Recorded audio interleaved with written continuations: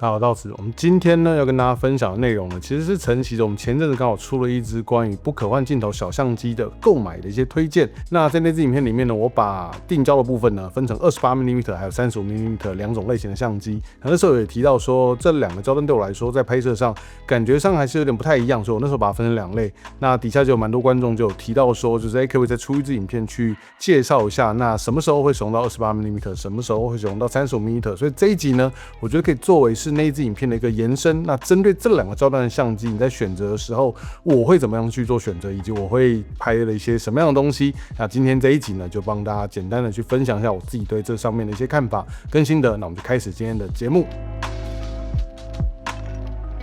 OK， 首先呢，在今天的内容上呢，我会把它分成3个部分哦。首先，第一个是视角上面的差异啊，因为这两个焦段呢，最直观的差异就是焦段不一样。好，虽然说账面上只差了7个 mm， 但我觉得用起来的感觉上，在这个区间内，我觉得变化性其实蛮大的。在第二个部分呢，我会针对景深的部分来聊一下，就是我觉得在选择上面呢，因为景深造成结果不同，那我觉得可能也是会有些人在选择35或28上面一个蛮大的关键。那第3个呢，就实际上在拍摄上，不管要拍摄人或在这样拍摄的时候呢，可能在台湾的街景会需要遇到的一些问题哦，然后以及在实际上拍摄情况下呢，之所以会怎么样去做选择，它可能会有一些比较现实面的一些点啊，等一下再跟大家一并的分享。首先第一个部分呢，就是关于视角上的差异。那视角上的差异呢，我觉得最直观的就是当你今天站在原地你去拍摄的时候，比如说这边先讲一下哦，那我本来是想要用街拍当做例子的，但大家也知道，我不太可能在街上呢找一个路人，请他站在那个地方哦，让我测试2台相机。所以说我们请频道的玉涵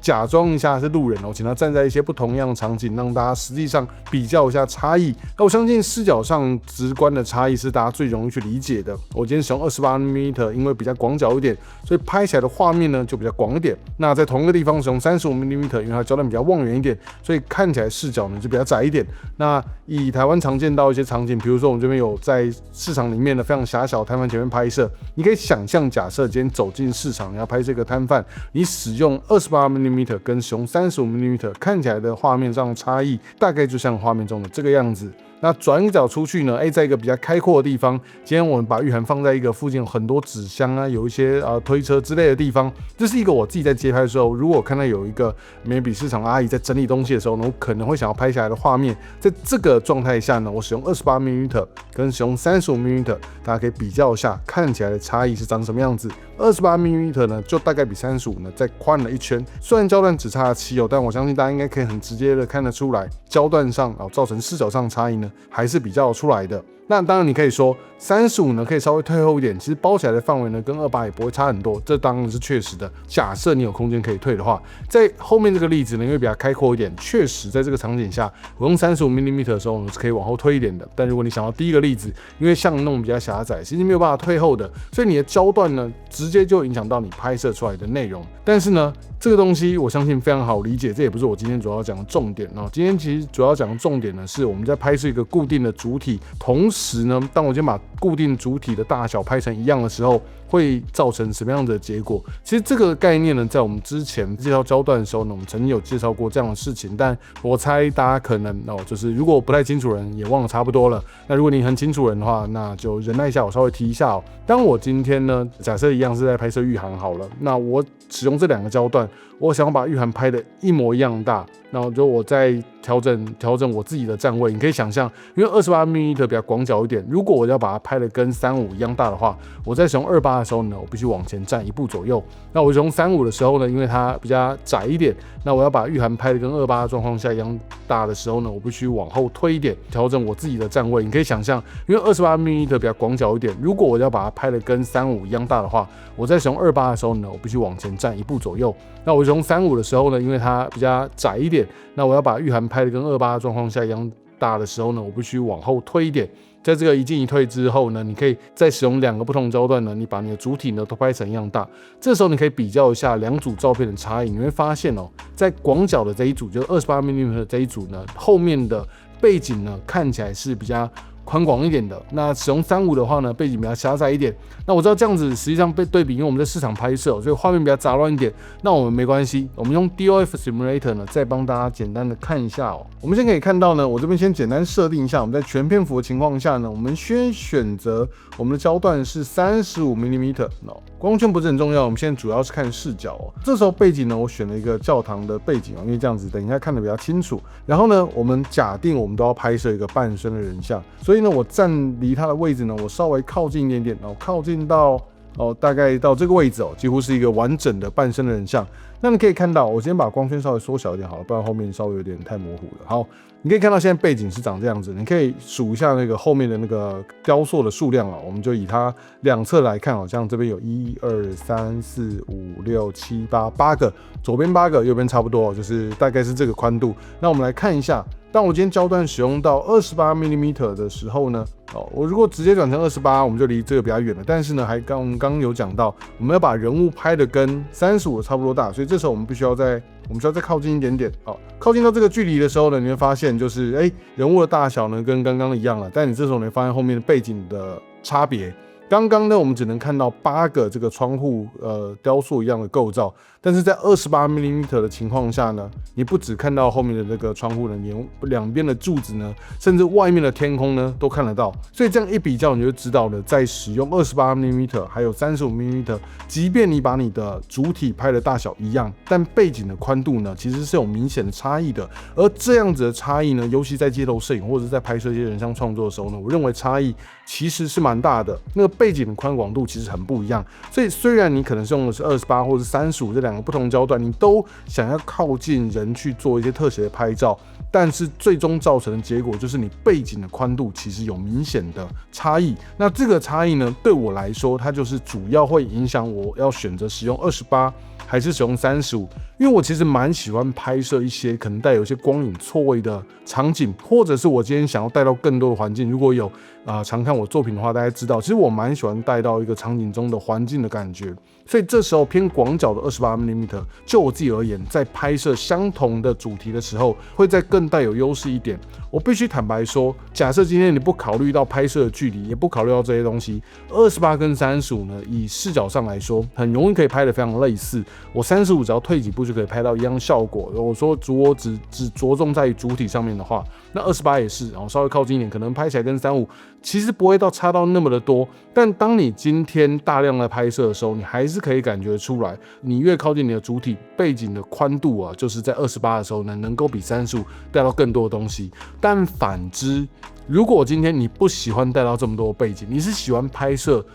更干净一点的，你喜欢背景稍微窄一点，那你可能在更杂乱的场景下拍摄，你不要带到那么多的环境。以这个DOF Simulator 上面这个例子来看，其实就很明显哦。假设今天你在拍摄这个点的时候啊，你其实你不想要带到这么多的柱子跟天空，你就想要让你的主体呢是完美的包在教堂的这个景里面。这时候你会发现，你使用35的优势是比较大的。所以很有趣的就是呢，因为这个视角上面的不同，实际上造成效果不同，我觉得会造成就是你该选择28mm 或者是35mm。那因为很多人会说，我现在用的很多那个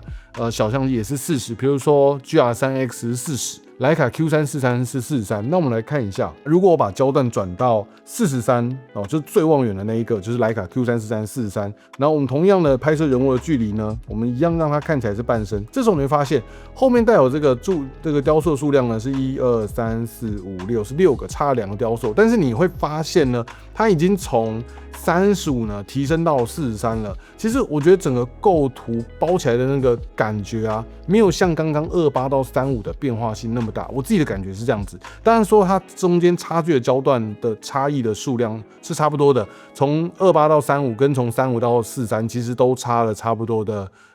焦段但是我自己觉得，为什么我在上支影片会把35跟43归类在同类，就是因为这个样子。我自己在拍摄的经验下看起来，在构图上选择，我认为可能在40上下呢，可能会跟35更靠近一点。而28跟35呢，如果说这两边的差别呢，我觉得28刚好是在那种非常狂放的焦段那种非常夸张的变形下呢，带有最后那一丝的冷静。而35则恰好相反，是在各种冷静的画面中呢，最狂放不羁的那一片。所以我觉得这两者刚好是在那个广角变形的尾巴跟相对安定的画面的头，所以为什么我觉得28跟35选择会这么的有趣这是其中一个点。那再我们来聊到第二个部分，就是景深的部分。如果今天你很喜欢前景深的话，那没有问题。35因为焦段比较望远那你光圈开大一点，绝对可以做出前景深。我觉得这是一派蛮多人喜欢的拍法。那像我自己很喜欢，如果使用我的Sony相机配上可能像 35.4， 那在拍活动记录什么的，我很喜欢用35靠近人拍，后面那个散点效果呢其实很棒。虽然焦段是35，配上个大光圈镜头，我觉得非常的有趣我现在徕卡 Q343， 你把光圈开到最大，其实能够拍到很类似的感觉。那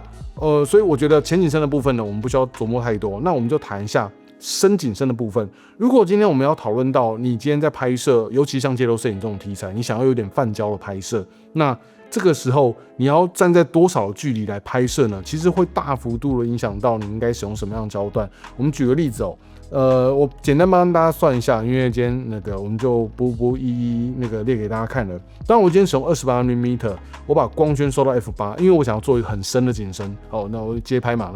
可能有点快速抓拍我把景深抓深一点。那这个时候因为我焦段固定了，那我光圈 f8， 那我与被摄者就我对焦的那个距离会大幅度影响到你的景深有多深。那当我今天对焦在 1.5 公尺的位置呢，我的景深的深度呢是 1.61 公尺。那我的对焦位置在2公尺的地方呢是 3.54 公尺，1.5跟2公尺应该都算是大家平常在街头快拍很常会使用到的距离那像 GR 有那个快拍模式，你也可以选择 1.5 公尺、2公尺或 2.5 公尺背上你想拍摄的物体的主体呢，多半会离你多远所以这是一个大家常用的。那你可以看到，在2公尺的时候呢，它的景深的范围是 3.5 公尺。那你今天对焦的位置呢，已经达到 3.5 公尺这个位置了，基本上变泛焦了，就是它以后呢，全部的东西都在景深内。所以如果你画面非常非常复杂，只要你对焦距离稍微够远的话，光圈 f8 28mm 的情况下就可以达到泛焦了。但是这时候你看35就有明显的差别。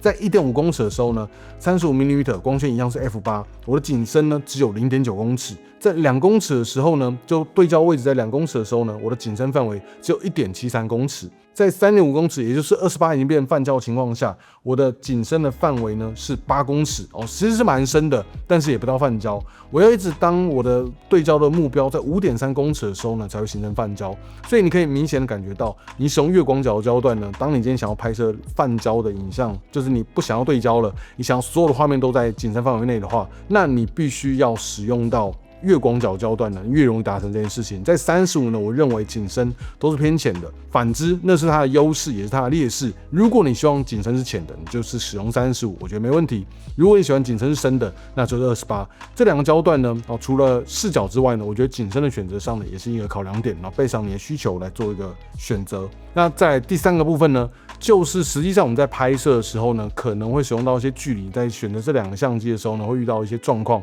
我们先给一个很直接的例子我们在这一次试拍的时候呢，我们在隔着2线道的马路对面在一个永春的拍子下面拍玉涵。在这个例子上，我们可以看到，大家优先应该会选择 35mm 因为28的时候人已经真的太小了。在一般在巷子里面拍摄的时候，我觉得28可能会带有优势。但当你今天拍摄的题材呢，主要可能会在马路上，你可能会隔一条马路来拍摄的时候，这个时候偏望远焦段可能就会有比较大的优势所以看你的需求。再来就是呢，还有你平常是不是会比较常拍人像？我们在拍人的时候如果以用 50mm 当做是一个很好的参考距离的话，我们在 50mm 拍人拍全身的时候，因为我自己很喜欢拍的构图就是人物大概占2/3，上面带1/3的天空。我的距离保证那个人物不会变形的距离大概是 4.5 公尺左右。那如果我今天站在 4.5 公尺，无论我使用35或使用28拍摄的时候呢，人物都是不会变形的。然后这个东西就在我们以前的影片呢有跟大家做过一个教学。然后如果你其实搞不太懂我在讲什么的话，我们之后线上课程呢也会做一个完整的解释。总之透视是不会变的。那我们人物变形那些东西主要是跟着透视，而不是跟着焦段哦。那这个是一个我知道一开始可能有点复杂，但没关系，大家先简单听听。那如果还是不清楚的话呢，我们未来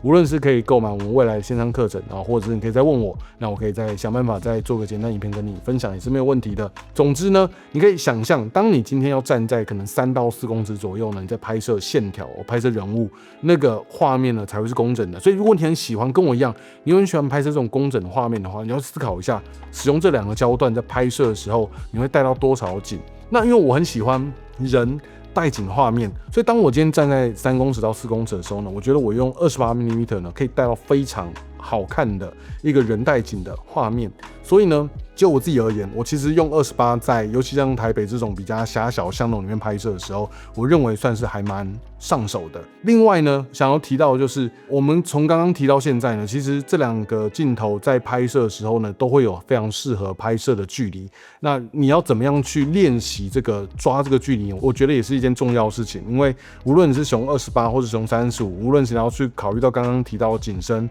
或者是你要考虑到变形的问题，我觉得你要试着去研究一下，就是你平常拍摄的对象大概都在离你多远的位置。无论你要使用 DOF Simulator 来帮你预算一下，你想要拍摄的主体，你适合使用什么焦段来拍摄，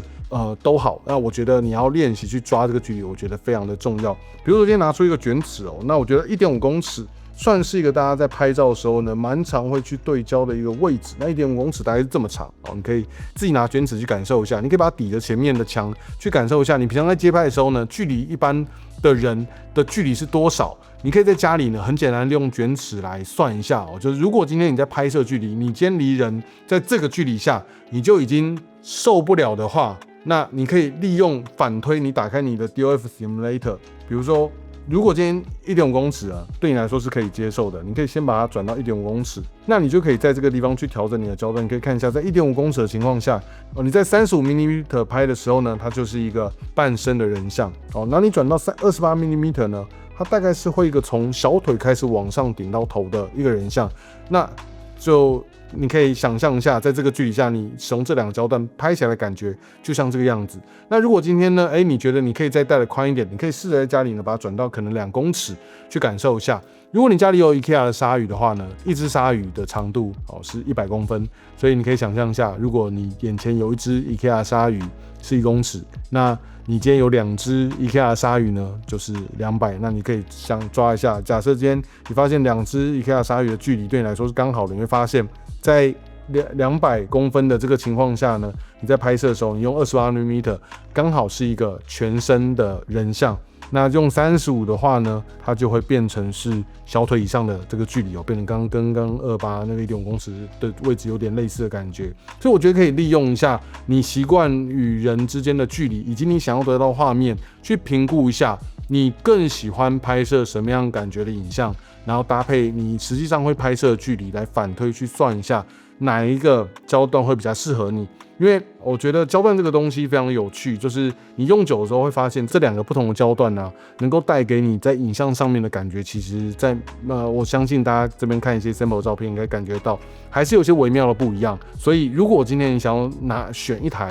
不可换镜头定焦的相机的话，我觉得在选择之前先思考一下，感觉一下你喜欢什么焦段，我觉得还是重要的。当然最简单的办法也是你拿一颗变焦镜，把它转到28转到35，各拍一个礼拜2个礼拜，我觉得你会自己更清楚这2个焦段在差异上呢有哪些微妙的不同。然后我自己觉得这是一件蛮有趣的事情，分享给你。也希望今天这一集的内容呢虽然说有点多，那我尽可能详细的去跟你分享说我自己在做选择的时候呢会考虑到哪些事情，希望能够帮助你在选择不同类型的相机的时候呢更知道自己该怎么做选择。OK， 我是道子，我们下集影片再见，拜拜。